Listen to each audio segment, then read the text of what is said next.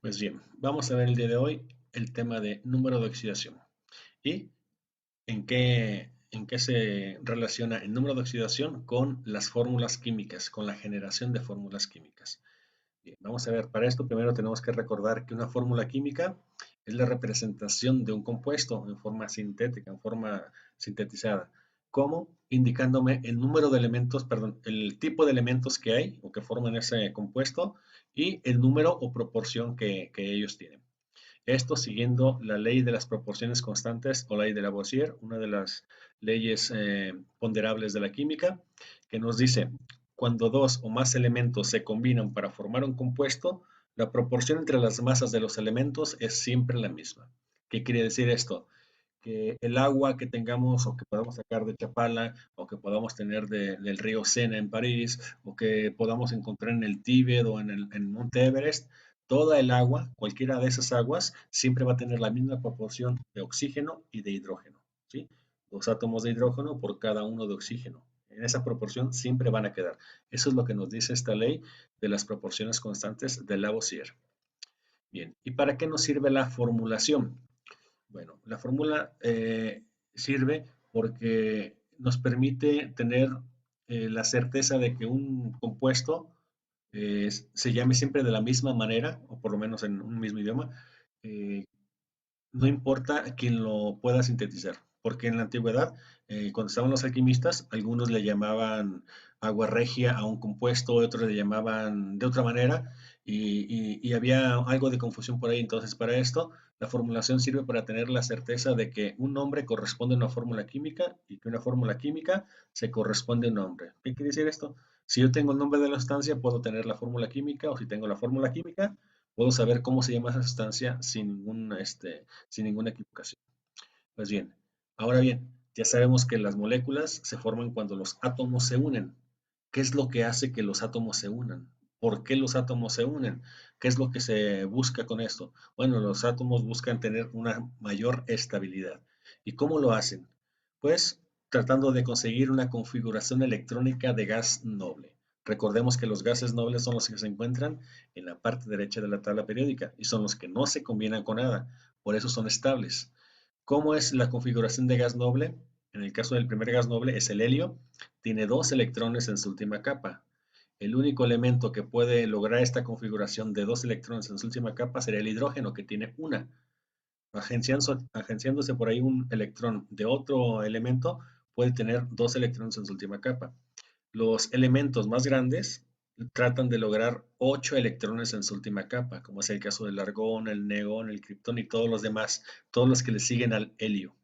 ¿De acuerdo? Entonces, esa es la configuración de gas noble, la que tratan de obtener los elementos para poder ser más estables. ¿Cómo se le llama a esto? Se le llama ley del octeto, porque tratan de tener 8 electrones en su última capa. Ahora bien, ¿cómo se logra esto? ¿Cómo un elemento puede lograr tener 8 electrones en su última capa? ¿Cómo le va a hacer o cómo le puede hacer? Bueno, puede ser ganando electrones o perdiendo electrones para formar lo que se llama enlace iónico. ¿De acuerdo? Esto es típico de la química inorgánica, que es la que estudiamos en este semestre. Ahora bien, cuando se comparten pares de electrones, que también se da en química inorgánica, aunque no es tan común, pero en química orgánica, toda la química del carbono utiliza enlace covalente. ¿Qué se hace ahí? Se comparten pares de electrones. ¿Para qué? Pues para formar otra vez 8 electrones en su última capa de cada uno de los elementos involucrados. Muy bien. Y una vez que sabemos que hay una determinada cantidad de átomos, ¿cómo se combinarían para formar un compuesto? Siempre se tiene que seguir una regla de que la carga global, la carga eléctrica global de un compuesto va a ser cero. O sea, la suma algebraica. ¿Por qué? Porque se tienen que compensar el número de cargas positivas con el número de cargas negativas para que esto quede en equilibrio y sea estable. Eh, a final de cuentas, ¿qué es el número de oxidación? Como su nombre lo dice, es un número. Tiene que ser un número entero que representa el número de electrones que un átomo pone en juego cuando forma un compuesto. ¿Qué significa esto? Es el número de átomos que, a un elemento le hacen falta para tener sus 8 electrones en la última capa, o los electrones que ese elemento puede aportarle a otro para formar los 8 electrones, ¿sí? Entonces, eso es lo que se llama número de oxidación, número de electrones que un átomo pone en juego para formar un compuesto.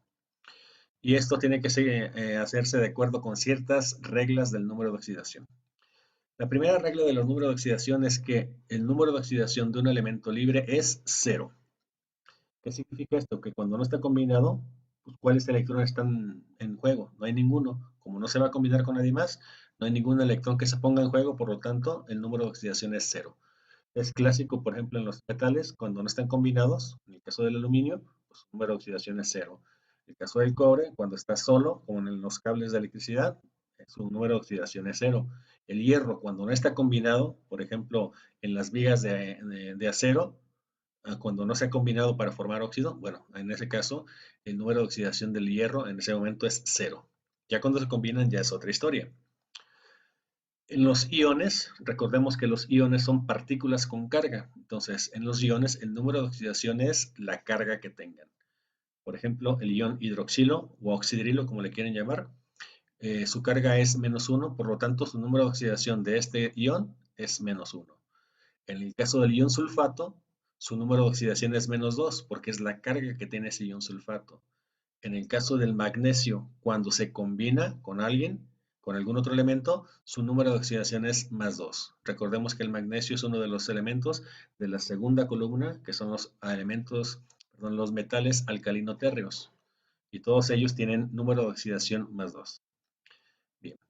Siguiente regla. El número de oxidación del oxígeno es -2, casi en todo, excepto cuando se encuentra en peróxidos, porque ahí es -1.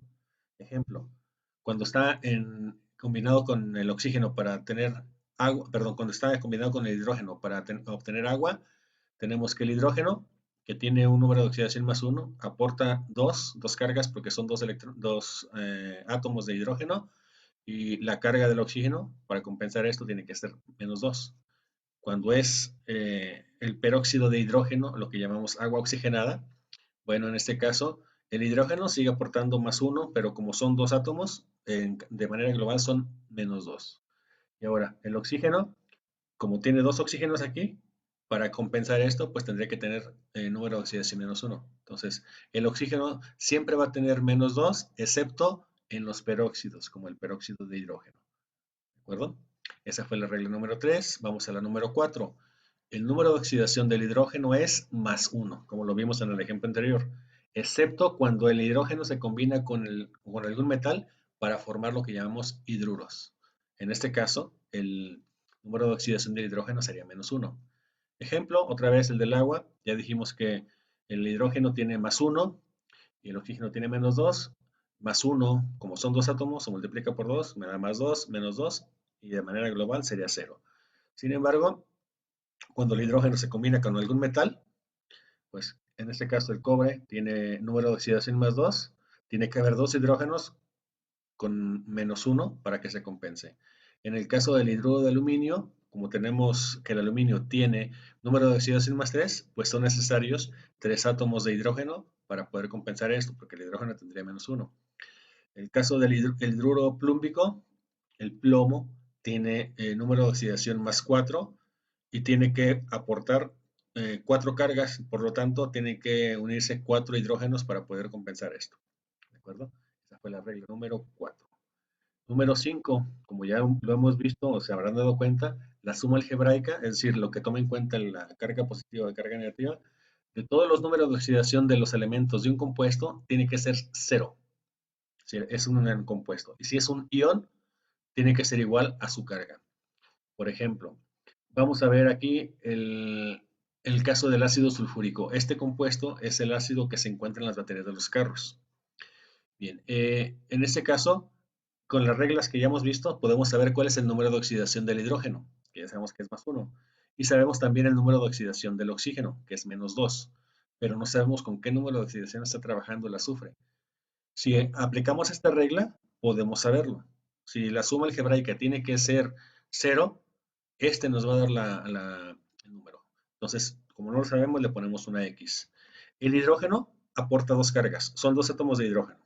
Con +1 me aporta dos cargas positivas. El ion sulfato, todo lo demás, debería aportar dos cargas negativas de manera global. Pero vamos a ver cómo está formado el ion sulfato. Tiene azufre y tiene oxígeno.